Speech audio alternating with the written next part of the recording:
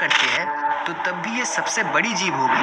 हमारी धरती 450 करोड़ साल पुरानी है और क्या इतने लंबे अरसों में सिर्फ ब्लू व्हेल ही सबसे बड़ी जीवित प्रजाति है? वैसे ब्लू व्हेल को मछली कहना गलत होगा क्योंकि ये एक मैमल्स प्रजाति की जीव है। मछलियों की प्रजाति के हिसाब से द ग्रेट व्हाइट शार्क आज के समय में सबसे बड़ी मछली है। इनकी लंबाई करीब 15 से 20 फीट तक होती है। लेकिन जैसे आज से लाखों साल पहले धरती पर डायनासोर एग्जिस्ट करता था, ठीक उसी तरह एक शार्क की प्रजाति भी अतीत में मौजूद थी और उसका नाम था मेगालोडॉन। मेगालोडॉन आज से लगभग 30 लाख साल पहले समुद्र पर राज करते थे। इसकी लंबाई 60 फीट और इसका जबड़ा करीब 3 मीटर का होता था, जो कि एक इंसानी शरीर से काफ़ी ज़्यादा बड़ा था। मेगालोडॉन के इस जबड़े में लगभग 270 नुकीले दांत थे। इनके जबड़े में दांत 5 लाइन में होता था और इन दांत की लंबाई 3 से 7 इंच की होती थी। और आपको जानकर हैरानी होगी कि अगर किसी दुर्घटना में मेगालोडॉन का दांत टूट जाता है तो नया दांत निकलने में सिर्फ 1 से 2 दिन का समय लगता था। मेगालोडॉन अपने शिकार को मुंह से दबोचते समय शिकार पर जो प्रेशर क्रिएट करता था वो करीब 10 टन के बराबर था, जो एक कछुए के शेल को भी आसानी से तोड़ सकता है। इनका वजन करीब 100 टन के आसपास होता था। मेगालोडॉन शार्क इतना बड़ा था कि इनको हर रोज भारी मात्रा में खाने की जरूरत पड़ती थी। साइंटिस्टों की माने तो इनको हर दिन लगभग 1 टन जितना खाना चाहिए होता था, जो मेगालोडॉन समुद्र के व्हेल, सी काऊ या फिर सी लायन जैसी जीवों को खाकर अपने हर दिन की ज़रूरतों को पूरी करता था। मेगालोडॉन के बच्चों का वजन 2 से 3 टन और लंबाई 10 फीट का होता था और इनका जन्म समुद्र के उन इलाके में होता था जहाँ पर पानी की मात्रा काफ़ी ज़्यादा थी, क्योंकि जिंदा रहने के लिए इन मछलियों को ज़्यादा से ज़्यादा पानी की ज़रूरत होती थी। इसी वजह से मेगालोडॉन शिकार करने समुद्र के किनारे पे नहीं जाते थे, क्योंकि इन जीवों का आकार बहुत ज़्यादा बड़ा था और पानी का लेवल कम होना मतलब इनके लिए जानलेवा खतरे के बराबर था। तो इतनी बड़ी और शक्तिशाली प्रजाति होने के बावजूद ये मेगालोडॉन विलुप्त कैसे हो गया? क्योंकि डायनासोर्स जैसे जीवों के खत्म होने के पीछे भी एक बहुत बड़े एस्टेरॉयड का हाथ था। लेकिन मेगालोडॉन के साथ आखिर ऐसा क्या हुआ था? मेगालोडॉन के विलुप्त होने का कारण आज भी ठीक तरह से पता नहीं चल पाया है। इनके विलुप्त होने को लेकर बहुत सी थ्योरीज निकली है, लेकिन एक थ्योरी जिसको सबसे ज़्यादा आइडियल माना जाता है वो मैं आपको बताने जा रहा हूँ। उस थ्योरी के मुताबिक समय के साथ साथ नए प्रजाति के समुद्री जीव एवोल्यूशन के चलते उत्पन्न होने लगे और समुद्र पर मछलियों की संख्या बहुत ही तेज़ी से बढ़ने लगी और इन छोटी मछलियों को बड़े शार्क्स खा रहे थे।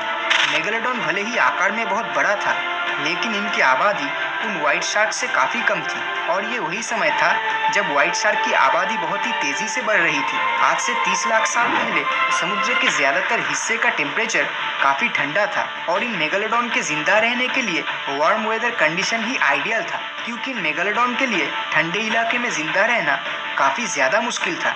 इसलिए जैसे जैसे ठंडी बढ़ती गई ये मेगालोडॉन समुद्र के गर्म इलाके में चली गई, लेकिन वो मछलियाँ तो उस ठंडे इलाके में ही रह गई और उस समय गर्म इलाके में बहुत ही कम छोटी मछलियाँ हुआ करती थी। मतलब मेगालोडॉन प्रजाति के लिए खाना कम पड़ रहा था और मेगालोडॉन को भूख लगने पर ये अपने ही प्रजाति के छोटे बच्चों को भी खा लेती थी। तो इसी तरह से मेगालोडॉन की प्रजाति पूरी तरह से ख़त्म हो गई। लेकिन सबसे बड़ा सवाल यहाँ पर ये आता है कि क्या मेगालोडॉन आज भी इस धरती पर एग्जिस्ट करता है? क्योंकि पिछले कुछ साल में ऐसी घटनाएं घट चुकी है कि मेगालोडॉन के विलुप्त होने के बाद पर भी एक बहुत बड़ा सवाल खड़ा करता है।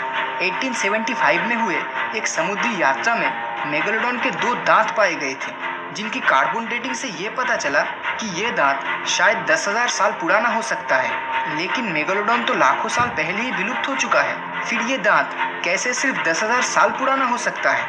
इसके अलावा 2009 में हिस्ट्री चैनल के एक डॉक्यूमेंट्री में गल्फ ऑफ कैलिफोर्निया में एक शार्क मछली को ढूंढने का मिशन दिखाया गया था। यहाँ के लोगों का कहना था कि यहाँ एक बहुत बड़ी शार्क मछली मौजूद है जो तेजी से इस इलाके की मछलियों को खा रही थी और उन लोगों के मुताबिक ये शार्क 45 फीट लंबी रही होगी। और अगर ये सच हुआ तो ये कोई मामूली व्हाइट शार्क तो 100% नहीं होगा, क्योंकि वो आकार में ज़्यादा से ज़्यादा 20 फीट तक का ही होता है। लेकिन ताज्जुब की बात तो ये है कि चैनल की टीम इतनी बड़ी मछली को ढूंढ पाने में नाकामयाब रही। मेगालोडॉन के अस्तित्व को लेकर आज भी साइंटिस्टों के बीच में मतभेद है, लेकिन ज़्यादा लोग इस बात पे अग्री करते हैं कि मेगालोडॉन लाखों साल पहले ही विलुप्त हो चुका है। और इन कुछ सालों में हमें दुनिया भर में मेगालोडॉन से जुड़ी जितनी भी घटनाएं सुनने को या फिर इंटरनेट पर ये इमेजेस देखने को मिली है, वो सब या तो फेक है, नहीं तो लोगों का वहम है और कुछ कुछ नहीं।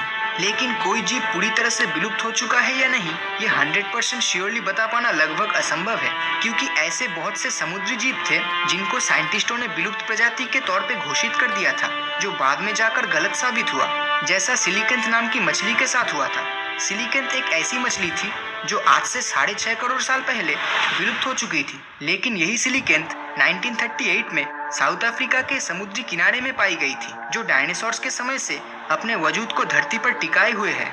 इसके अलावा मेगामाउथ शार्क एक ऐसी शार्क की प्रजाति है जो करीब 7 मीटर लंबी होती है। लेकिन ताज्जुब की बात तो ये है कि 1976 से पहले शार्क की इस प्रजाति के बारे में साइंटिस्टों को पता ही नहीं था कि इस तरह की कोई शार्क भी धरती पर एग्जिस्ट करता है। आप में से कईयों ने मरियाना ट्रेंच के बारे में तो सुना ही होगा, जो दुनिया की सबसे गहरी जगह है। वैज्ञानिकों की माने तो वहाँ पर ऐसे विचित्र प्रजाति के जीव हो सकते हैं कि उसका अंदाजा भी शायद हम नहीं कर पाएंगे। 21st सेंचुरी के इस मॉडर्न टाइम पीरियड में भी हम आज तक समुद्र के सिर्फ 5% एरिया के बारे में ही ठीक से जान पाए हैं, और बाकी के 95% के बारे में हमें कोई भी आइडिया नहीं है कि वहाँ पर क्या हो सकता है, क्योंकि समुद्र इतना विशाल है कि वहाँ पर सिर्फ एक पर्टिकुलर प्रजाति के जीव को ढूंढ पाना बहुत ही मुश्किल है। तो क्या मेगालोडॉन भी समुद्र के उन 95% अननोन रीजन में आज भी मौजूद है, या फिर वो पूरी तरह से विलुप्त हो चुका है? तो इस मामले में आपकी क्या राय है, नीचे कमेंट करके ज़रूर बताएं। और अगर ये वीडियो आपको अच्छा लगा हो तो इस वीडियो को लाइक और अपने दोस्तों के साथ शेयर करना मत भूलना। और अगर अभी तक आपने हमारे चैनल को सब्सक्राइब नहीं किया है तो